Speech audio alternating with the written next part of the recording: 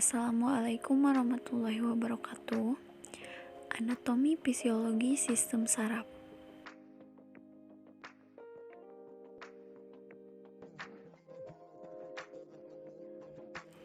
Sistem saraf adalah sistem koordinasi yang mengendalikan seluruh aktivitas tubuh.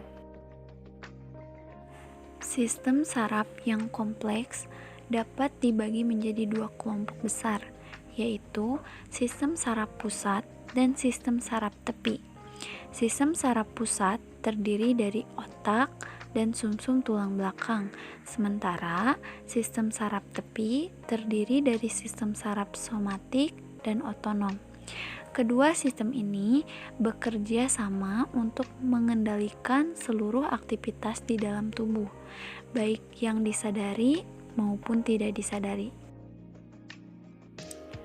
Beberapa fungsi sistem saraf yang sering kita dengar adalah untuk berpikir, melihat, bergerak, hingga mengatur berbagai kerja organ tubuh. Fungsi yang paling utama saraf adalah untuk menerima, mengolah, dan menyampaikan rangsangan dari seluruh organ.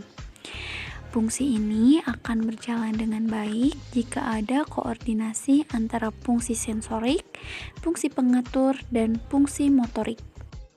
Secara umum, sistem saraf terdiri dari beberapa bagian, di antaranya yaitu otak, sumsum tulang belakang, dan sel-sel saraf atau neuron.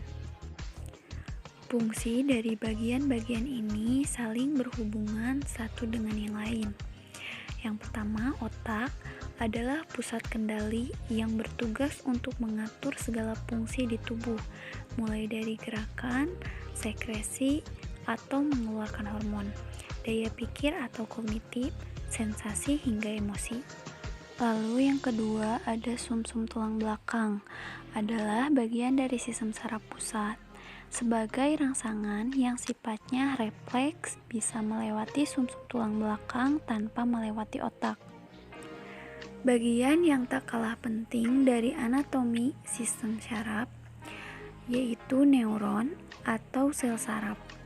Adalah unit kerja sistem saraf pusat, terdiri dari 12 nervus kranial, semua nervus spinal, dan cabangnya.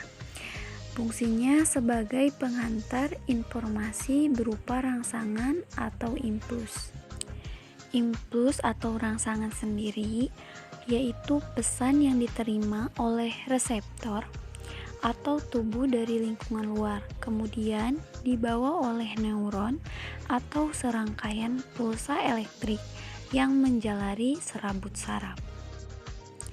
Contoh dari impuls antara lain perubahan suhu, tekanan, bau, aroma, suara, benda, dan berbagai rasa seperti asin, manis, asam, dan pahit. Impuls yang diterima oleh reseptor dan disampaikan ke efektor kemudian dapat menyebabkan terjadinya gerakan.